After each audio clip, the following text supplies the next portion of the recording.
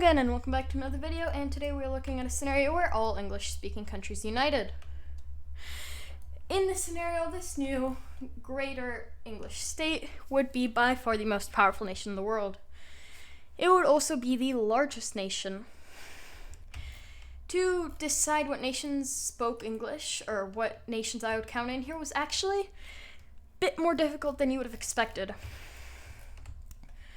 Most of these nations anyone would have put down, the UK, Canada, the USA, Australia, they're like the famous ones. Many people also know about Ireland, who actually speaks more English than Irish for many, many years, most of their recent history. And New Zealand, of course, another British colony.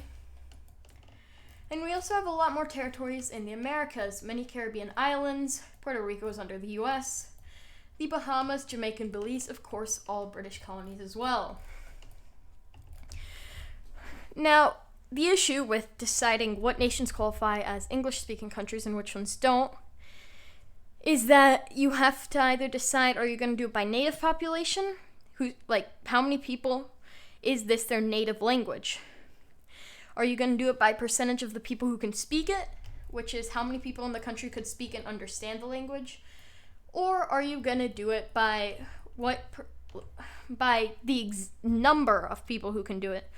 For example, even though the UK is one of the most popular English-speaking countries, they're behind many nations who you would not expect to be up there. The USA is still the number one English-speaking nation, but a surprising second is actually India. Despite only 10% of their population speaking it, and only about 0.02% of it speaking it natively, they actually have the second largest English-speaking population.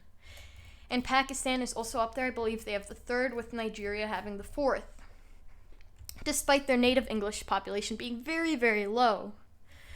I, of course, did not count those, as that is people who learned English. Another massive area where this was a problem was over here in Northern Europe.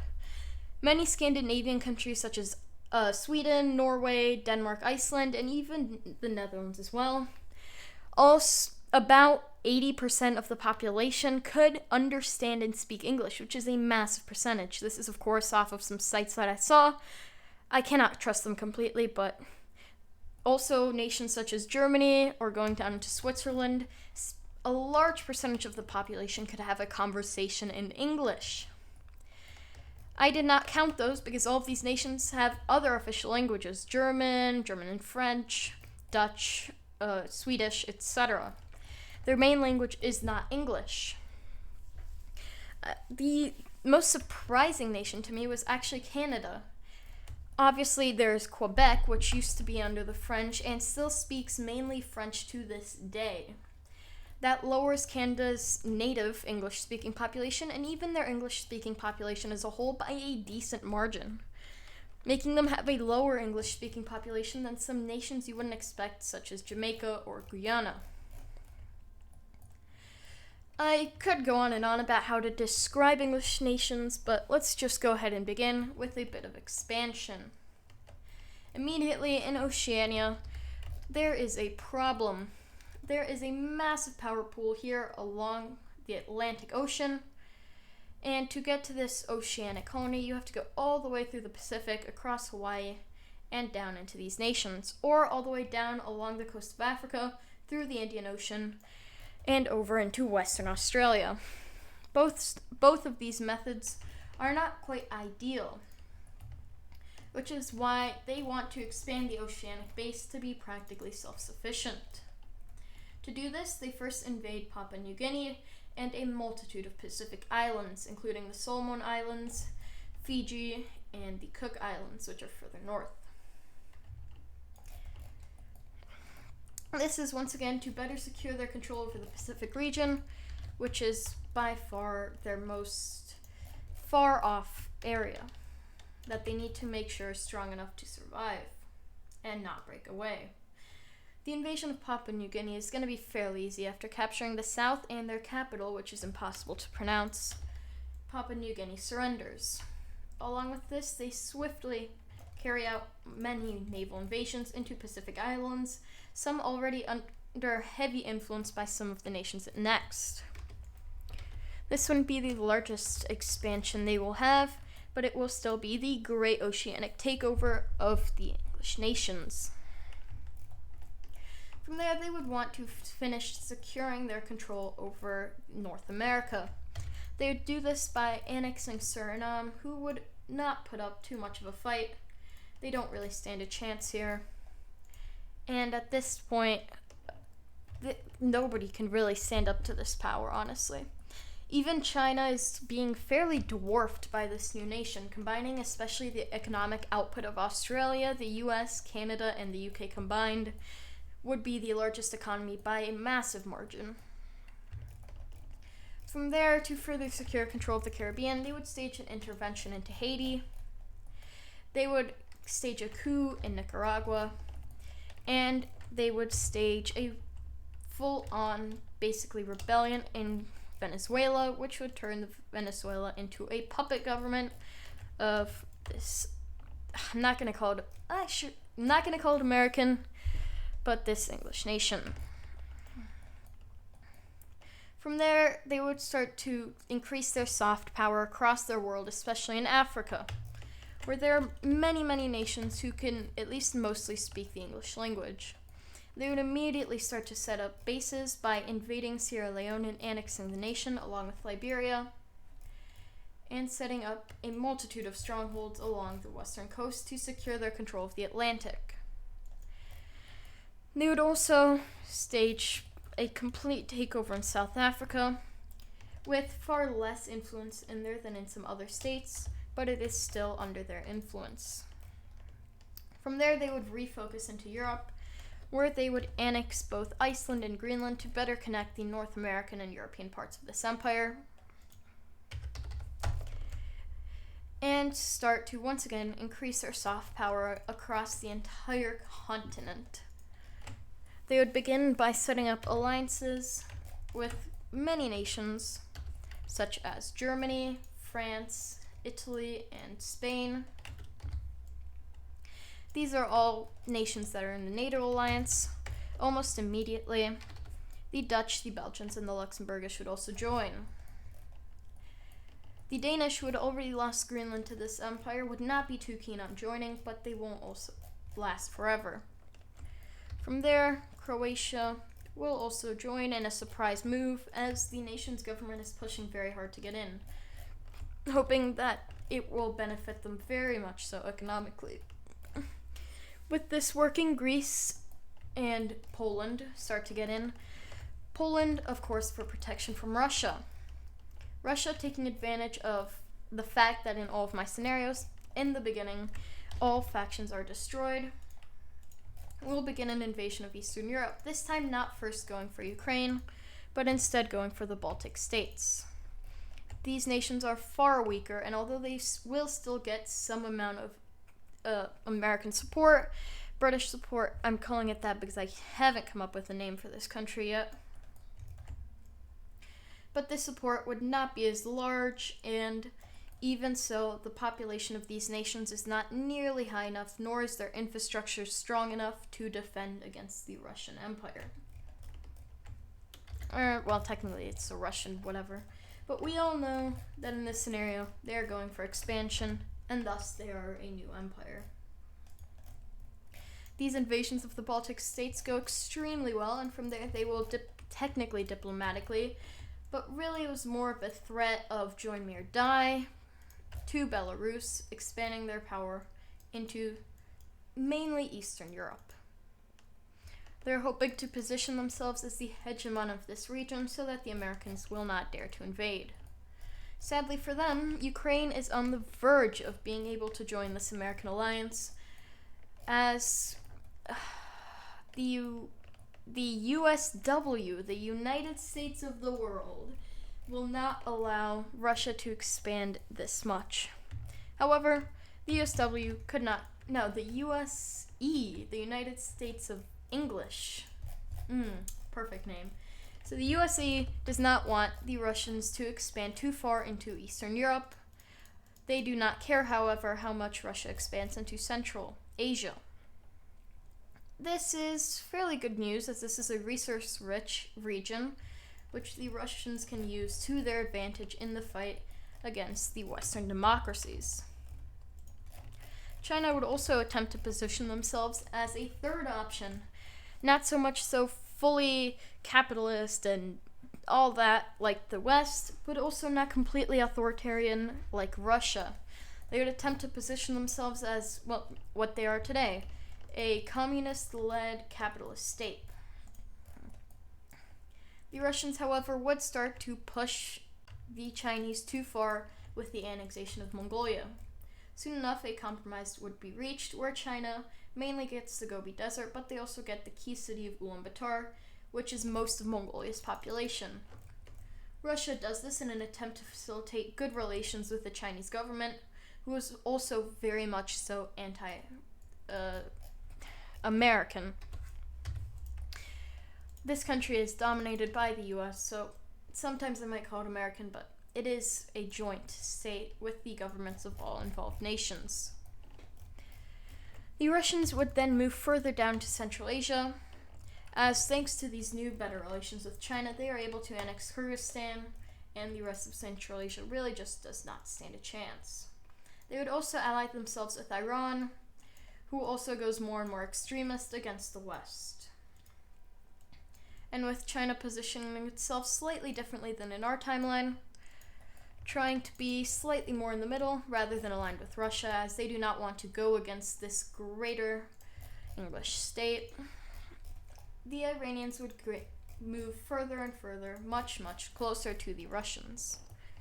Soon enough, though, this English faction would expand into Czechia, Slovakia, Ukraine, Romania, Hungary, Slovenia, Bulgaria, and Greece, resembling very closely to our NATO alliance, as Finland and Sweden would both also join. Norway and Denmark have not quite yet joined, as they are both still trying to protest the American annexation of Greenland. They are unable to succeed, though, as soon enough even more of the Balkans joins in, and it really seems that this is going to turn into a worldwide alliance against the Russians. This is absolutely unacceptable to the Russians, and they will attempt to expand even further, declaring war on Georgia and annexing the entire nation whilst giving some amount of autonomy to the breakaway states. They would then attempt to increase their own power over states such as Armenia, but at this point, Armenia has realized the fact that is Russia will not last forever. This rapid expansion of theirs will not last forever, and allying with them is a ticket to death. At this point, Turkey, despite being far more hesitant to join NATO than they were in our timeline due to, well, the Russian threat, they will join eventually along with Azerbaijan as they make their joint application. Along with this, despite still being kind of pissed about this new English state taking Greenland, Denmark and Norway would both join. Now, I will stop talking about their faction. Oh, I forgot to mention Portugal. Their faction in Europe, and look back at their own expansion. In Mexico, they stage a coup hoping to take full control, and that goes well. They gain basically full control of the nation. The government is a puppet of their own. They will annex slight amounts of the Mexican coast and the entirety of Baja California. This is once again trying to connect themselves better to Australia and New Zealand in an effort to hold them better in a future war against China or Indonesia, who are the only two powers in that area who could really try to take these territories over.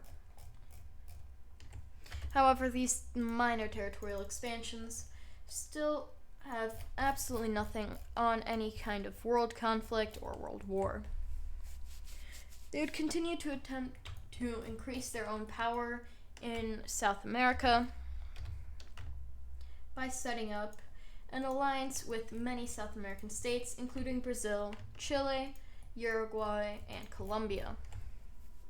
This new alliance would be to secure the English dominance and security in the entirety of the Americas, allowing them to concentrate even further on Europe and especially on Asia, which, ignoring Africa, who at this point would be vastly growing, especially in population. And although population doesn't directly translate to power, I do think they will at least grow to a much higher extent than they are so far in our timeline. Argentina would also soon join this Latin bloc that the English state has. Some nations still haven't joined, but that is fine. They are perfectly happy with where they stand currently. With this massive expansion of their control, they will push into Southeast Asia. Their first, goal will be to take over the Philippines. The Philippines at this point still hold quite a large English-speaking population due to many, many years of American colonization, and the English will conquer them once more, setting up a client regime along with setting up a new alliance with the Japanese. This is the Pacific Bloc, which will be against the Chinese instead of the Russians. Although it will still technically be called upon in any case that may happen. From there, they will attempt to stage coups in Cambodia and Laos with the hope of destroying Chinese influence over the world, allowing the English to completely crush the Chinese economy, which is something China has been trying to do to the English state since its creation. They would also want to increase their dominance over Africa, which is mainly where the Russians and the Chinese are gaining their power. Although at this point, I think that has been enough alliance building and slight expansions. Let's see a world war. In this war, the Americans and all of their allies will be going to war with very few nations, including the Russians, Iran, and Syria, who now has a Russian-led government after Russia ramped up their efforts in the nation fivefold. This alliance would do fairly well, sieging basically by invading Armenia, forcing Iraq to join them, and convincing the Afghans to join them as well. Afghanistan was already very on the fence about if they should join this war or not, and honestly I don't think they will be getting any more allies than this. Immediately, this new alliance of nations would be doing fairly well. They begin an invasion into Ukraine, especially into the north, and attempt to push into Poland. The push into Poland fails miserably. The entirety of the Russian forces that are sent into Poland are crushed, surprisingly mainly by the Polish army, but also thanks to reinforcements from Germany, France, Italy, and of course the USE. The Russians and Iranians would make a joint invasion into Azerbaijan, where the Azeris would fight back very, very hard. They would want their independence and they would be willing to fight for it. Even in northern Iran, where Iran has somewhat secured control, the Azeri population will rebel and try to fight back. They would try to align themselves with the Kurds as well, pushing into southern Turkey and the Turkish Black Sea coast. This is about as far as they would expand. They attempt to push into Finland. That fails. They continue to push into Ukraine. That goes fairly well, but in the end that also fails. And a push into Turkey leads to almost 500,000 deaths. We're also going to assume that nuclear weapons cannot be used in this scenario. At this point, mass USE reinforcements have started to arrive into Europe, and even some previous somewhat Russian-aligned governments, such as Serbia, do not want to join this war. No African nations are looking to join, and even China is completely against this, instead hoping to gain some kind of allied state in central Russia so that they do not lose too much. The Russian attack would become even more fierce, almost fully capitulating Ukraine. In this fight, they would lose almost 2 million Russian soldiers, and this would cripple their army to the point where the USE and their allies can start to push back. They would even start an invasion to Belarus, who is considering leaving this Russian Federation for good. Poland is fully reliberated, and certain parts of Ukraine, including the capital city of Kiev, are reliberated as well. Especially in the north, Russian forces are pushed back significantly. Pushing into the Baltics proves to be far easier than anyone expected. Russian defenses are weak, and the local population is fully in favor of a USE takeover. In Finland especially, the Finns are pushing back hard, calling upon their entire reservist army and allying themselves with neighbor troops. They managed to capture all main railways, including the one main railway that goes from the populated regions of Russia to the north. The north is cut off, major cities are destroyed, any and all, everything here, military bases and everything in between, is crushed, and the entirety of the Kola Peninsula and this piece of northern Russia is now under Finnish control. From there, the most important push yet will begin. The USE and their allies have come up with a strategy that may just end this war before too many more lives are lost, and that is to demoralize the Russians to the point of surrender. How are they planning to do this? By trying to scare them by capturing St. Petersburg, and if that doesn't work, then they're going to have to go with plan B, which is to starve them until they give up. They continue to push back in Ukraine, managing to cut off the Crimean attack, and pushing back significantly with Russian forces only occupying a slight amount of eastern Ukraine and the Crimean Peninsula.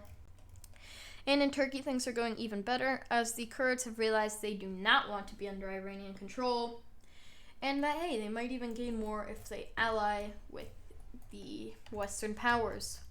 In fact, while still being occupied, the Kurds are given independence, and due to not wanting to expand this war, the Americans allow them to keep this independence in return for joining their alliance.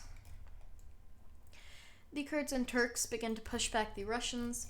The Armenians choose to switch sides and begin to re-liberate Azerbaijan. The capital city of Azerbaijan in Baku is recaptured. Russia is pushed out of all Turkish regions. And even in Ukraine, Russia is falling back further and further every single day. At this point, the first part of the plan to capture St. Petersburg has worked. They have pushed even further into central Russia and along the Ukrainian border. Russia is collapsing. Over in the east, which I've kind of been ignoring, a Japanese naval invasion has captured most important regions. The island of Sakhalin has been nearly fully captured, and even in the far east, Japanese and USE divisions have captured much of the area. This is not looking good at all, and it's going even worse in the Middle East, where Turkish forces have capitulated Syria. They have also started to push into northern Iraq. Despite a decent amount of resistance, it really seems like this war has come to an end. Once Iraq falls and northern Iran switches sides to Azerbaijan and Turkey, Iran falls apart. Their capital is captured within days, and the Arabians, who are also looking to get rid of this Iranian threat, provide the Americans naval control, allowing them to naval invade into southern Iran, capture the oil fields, destroy Iran's global image, capture Iran's capital, and crush the government as a whole. The Iranian government will completely collapse, but unluckily for the USE and their allies, many Iranian resistance forces will still exist in the mountains and in the deserts in the east, and despite their best efforts to mop it up, it is still there and it will not go away anytime soon. They are still seeing successes though, as Georgia has been captured, along with the Dagestan region. Many of the southern Caucasus regions of Russia have now been liberated, wanting to get away from this completely authoritarian state. And at this point, despite the Russians' best attempts to stop any kind of push to completely brainwash their people, they're failing. Soon enough, they will reach the gates of Moscow, and everyone knows what is about to happen. Within weeks of this push into the Caucasus Mountains, all of Ukraine will be liberated, and a push along the Black Sea will be made. This will be to attempt to fully stop the Russians from trading with just about anyone, as even China is condemning Russian actions for purging Central Asia, trying to destroy any hope of going against them. This is the new Ottoman Empire, and they are starting a complete genocide. This destroys any global image that they may still have, And with their entire east now having fallen under Japanese and USE control, the Russians are absolutely on the verge of capitulation. That last verge is when the rest of the South falls. Central Asia completely rebels against the Russian government, and the Russian government is unable to contain all of this information about their losses, meaning that the people are finally being exposed to what is truly happening. This causes them to rebel in Moscow, and after the rebellion in Moscow, the Russian Empire as a whole will capitulate. The Iranian resistance, some amount of Russian cells, and the Afghanis will continue to fight. Afghanistan leads the war before the Americans or anyone else can step foot into their land, but the rest of these nations are destroyed. Let us see what the peace treaty is going to entail. The Japanese will be annexing the island of Sakhalin and the islands just north of them. These used to be Japanese territories, and they will be once more. The far east of Russia will be given independence as a joint American-Japanese, I guess not a mandate, but under joint Japanese-American control. Central Russia will be given their own control under a Siberian state, which is pretty much exactly what China wanted, as despite the USE wanting control of this territory, the Chinese do manage to secure their own. In Central Asia, due to this mass Russian genocide, what happened in India is happening here. After years of occupation, they get out of it more united than ever and form a unitary state instead of the divided states that came out previously.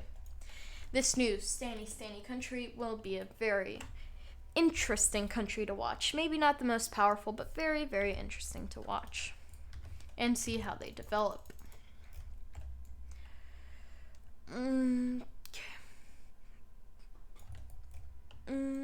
Just gonna draw this in a bit. There you go. Both of those regions are now gone. In the rest of Russia, all previously independent territories will be given independence. Kaliningrad is considered to be split between Poland and Lithuania, but in the end it is decided that that is not worth it. Instead, it is divided into an occupation zone, which is fully under Western control. This practically makes it into a USE puppet, as for some reason, that's just how it plays out. Poland did try and get their hands on it, but it just did not work the way they wanted it to.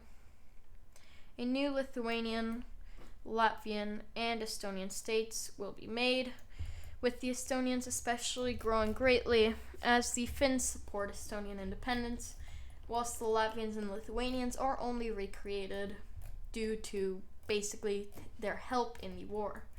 A greater Belarusian state is created to be a buffer between Poland and Russia. Along with this, Poland will be given a slight border strip along the Belarusian-Polish border. Perhaps not even that large, as Poland was not devastated too much. Their army held very, very well, and they will still be given slight territories to compensate them.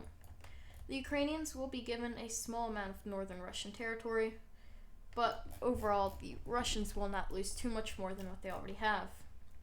The Finns will regain what they once had and reunite the Finnish and Scandinavian peoples, whilst declaring independence for a northern Russian state entirely under Nordic control. The rest of Russia will be divided up even more as Georgia declares their independence, along with multiple more southern Russian states. Ukraine claims a small border territory along the Black Sea to ensure that Russia is unable to regain control of the region. And the rest of Russia is put under a new democratic government. This new government joins the European Federation, and all that is left to look at now is the Middle East. In the Middle East, the Turks will be rewarded for losing Kurdistan with a small amount of northern Syria, capturing the entire Syrian coast. This is maybe not the most that they wanted, but it is still a reward that they will gladly take. The Syrians may lose the most to the Kurds. Kurdistan will be restored to their full glory and more. They are given back all the territories they could have possibly wanted and turned into a fairly powerful Middle Eastern state. Azerbaijan is also given all of northern Iran, where there is largely Azeri minorities. The Armenians will not be punished, seeing as they were practically forced into the war, but some war reparations will still be put on them by Azerbaijan to make up for the Azeris' losses during the war. The rest of Iraq will actually fall under Saudi Arabian influence, as Arabia is closer together now than ever before, after Yemen losing most of their international support falls under Saudi control as well. The rest of Iran will be turned into basically what was done to Japan after the Second World War, under a USE government, but still independent. With that, I'm not going to finish drawing in these borders. It would take 10 minutes. I don't think you want to see that, but I've described to you what is going to happen. I hope you enjoyed, and I will see you all next time. Goodbye.